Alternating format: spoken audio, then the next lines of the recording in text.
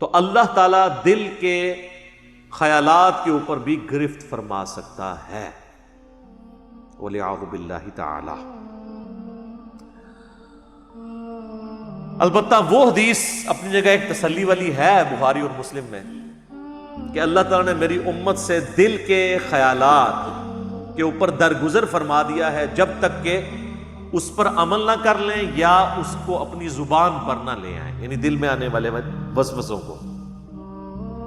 لیکن اس کو بھی اسی اعتبار سے سمجھنا ہوگا کہ یہ بھی وسوسے وہ ہوں گے جو خود بخود آ گئے، جو جان بوجھ کے لائے جاتے ہیں نا، وہ سب اس کیٹیگری میں نہیں آئیں گے۔ بہرحال اللہ تعالیٰ کی رحمت کا ایک تقاضا بھی ہے، وَكَتَبَ رَبُّكُمْ عَلَى نَفْسِهِ الرَّحْمَةَ، جو سورۃ الانعام میں ہے کہ اللہ نے اپنے اوپر خود سے ایک چیز واجب کر لی ہے کہ میں ہر حال میں رحم ہی کروں گا، جو بخاری مسلم دونوں میں حدیث ہے کہ میری رحمت میرے عرش پہ، میں نے اپنے پاس ایک عبارت لکھ لی تھی مخلوق کی پیدائش سے پہلے کہ میری رحمت میرے غضب پر سبقت لے جانے والی ہے۔ یہ برابر بھی ہوتی نا تب بھی ہمارے لیے مصیبت ہو جاتی، اسی لیے کہتے ہیں نا کہ اللہ تعالیٰ سے عدل نہیں مانگنا چاہیے بلکہ اللہ تعالیٰ سے اس کا فضل مانگنا چاہیے۔ اللہم انی اسألک من فضلک ورحمتک، آمین۔ اور صحیح مسلم میں ایک اور حدیث ہے کہ صحابہ اکرام کہتے ہیں کہ یا رسول اللہ، ہمارے دل میں بعض اوقات ایسے خیالات آتے ہیں کہ ہمیں بڑے بھاری گزرتے ہیں کہ ہم کسی سے اس کا ذکر بھی کریں۔ یہ اکثر لوگ پوچھ رہے ہوتے ہیں نا دل میں جناب وسوسے آتے ہیں، نماز میں بھی بعض لوگوں کو آ جاتے ہیں، تو آپ صلی اللہ علیہ وآلہ وسلم نے فرمایا کیا تم واقعی دل میں ایسے خیالات محسوس کرتے ہو؟ ان کا یا رسول اللہ ایسا ہی ہے۔ تو آپ نے فرمایا یہ تمہارے ایمان کی دلیل ہے، کیونکہ ایمان کا چور کون ہے؟ شیطان۔ شیطان اسی دل پہ حملہ کرے گا جس میں ایمان موجود ہوگا۔ اسی کو سپورٹو ایک سنن ابی داؤد میں حدیث ہے، صحابہ نے کہا یا رسول اللہ، بعض اوقات ہمارے دل میں ایسے خیالات آتے ہیں کہ ہمارا دل چاہتا ہے کہ ہم جل کے کوئلہ ہو جائیں لیکن اپنی زبان پہ اسے کبھی نہ لائیں۔ تو آپ نے فرمایا اللہ کا شکر ادا کرو کہ اللہ تعالیٰ نے اس کو وسوسہ بنا دیا ہے، تم نے پریکٹیکلی ان خیالات پہ عمل نہیں کیا۔ یہ بھی ایمان کی ایک دلیل ہے۔ ایک اور زبردست حدیث ہے بخاری اور مسلم میں کہ نبی صلی اللہ علیہ وآلہ وسلم نے فرمایا کہ جب بندہ نیکی کا ارادہ کرتا ہے نا تو اللہ تعالیٰ فرشتے سے فرماتا ہے جو کرامن کاتبین ہیں کہ میرے بندے کی ایک نیکی لکھ لو، کیے بغیر ہی ارادے کے اوپر۔ ظاہر ہے وہ اللہ تعالیٰ مطلع کر دیتا ہے فرشتے کو،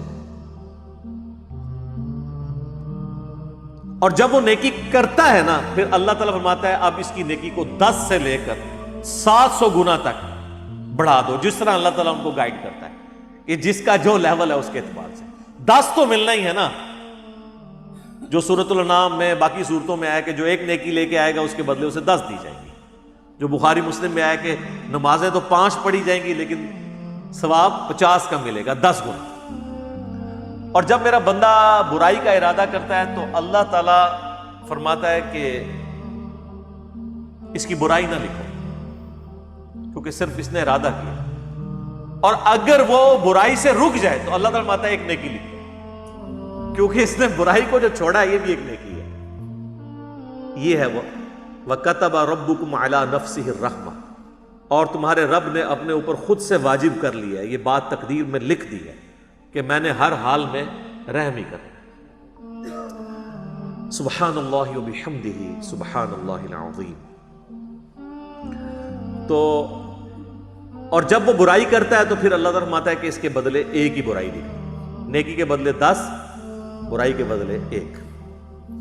بخاری و مسلم میں ایک اور حدیث ہے کہ شیطان انسان کے جسم میں خون کی طرح گردش کرتا ہے، اور مسلم شریف میں حدیث ہے کہ ہر انسان کے ساتھ ایک جن ہے شیطان، کیونکہ شیطان جنات میں سے ہے جو اسے برائی کی طرف بلاتا ہے، اور ایک فرشتہ ہے جو اسے اچھائی کی طرف بلاتا ہے۔ صحابہ نے جرأت کر کے پوچھا یا رسول اللہ آپ کے ساتھ بھی؟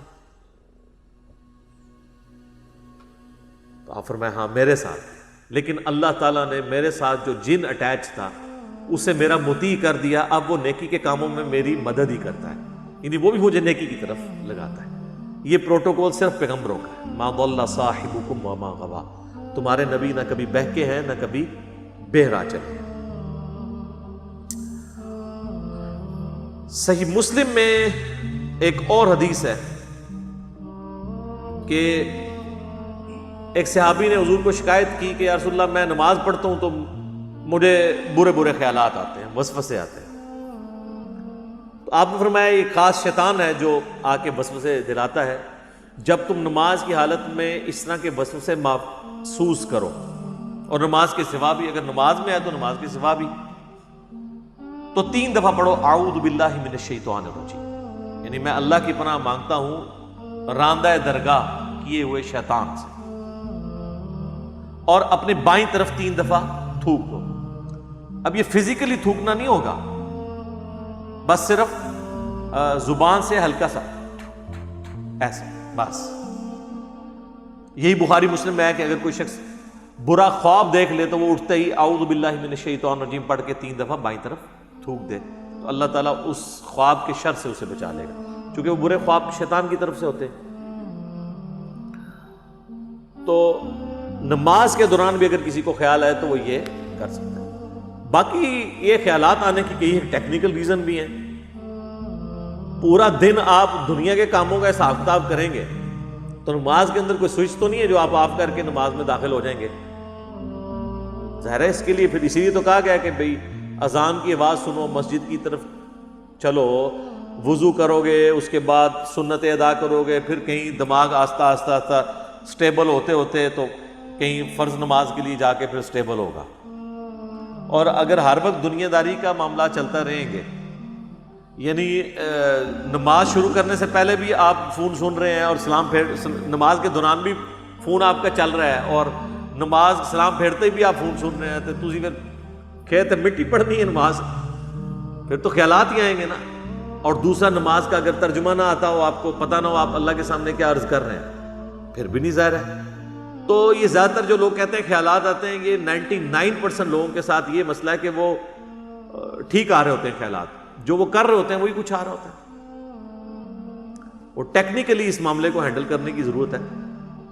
اور سب سے بڑی ہینڈلنگ کسی بھی برے وسوسے کی یا خیال آنے کی یہ ہے کہ اس کی طرف توجہ نہ دی جائے. انسان کا دماغ اللہ نے ایسا بنایا ہے کہ یہ بیک وقت کے ہی ایک محاذوں پہ چل رہا ہوتا ہے. یہ دماغ کو کوئی سوئچ نہیں ہے کہ جو آپ آف کر سکیں. یہ ذہن میں رکھیے گا. یہ تو ہو ہی نہیں سکتا کہ دماغ میں خیال نہ آئیں گے، بس اس کی طرف متوجہ نہیں ہو. یہ خیالات پیغمبروں کو بھی آتے ہیں، صحابہ کو بھی آتے ہیں. آج میرا ٹاپک نہیں ہے. بخاری مسلم میں حدیث ہے نا، حضور علیہ السلام نماز پڑھ رہے تھے تو سامنے ایک رنگین پردہ تھا، تو آپ نے نماز کے بعد حضرت عائشہ سے کہا کہ اس کو ریموو کرو، اس نے نماز میں میری توجہ بٹھا دی ہے. اور صحیح بخاری میں امام بخاری لے کے ہیں کہ حضرت عمر فاروق رضی اللہ تعالیٰ عنہ کہتے ہیں بعض اوقات میں اپنے جنگ کی پلاننگ نماز میں کر رہا ہوتا ہوں. ذرا جنگ کی تو ٹینشن ہی ایک علیحدہ ہے نا سر. ایک بندہ جب بارڈر پہ کھڑا ہوا ہے تو اس وقت وہ خوشو سے نماز نہیں پڑھے گا، وہ تو ظاہر ہے ایک حالت جنگ میں. اس لیے قرآن میں نماز خوف کہا گیا اسے. اور دیکھیں آپ سورہ نساء میں ہے کہ جب نماز خوف ہے نا تو وہ آپ نے جس طرح پڑھنی ہے، اس کے بعد جب تم امن کی حالت میں جاؤ تو خوب اللہ کا ذکر کیا کرو، کیونکہ وہ تسلی کا موقع تمہیں ذکر کرنے کا ملے گا. خوف کی حالت میں تو پھر اسی قسم کی نماز ہوگی نا.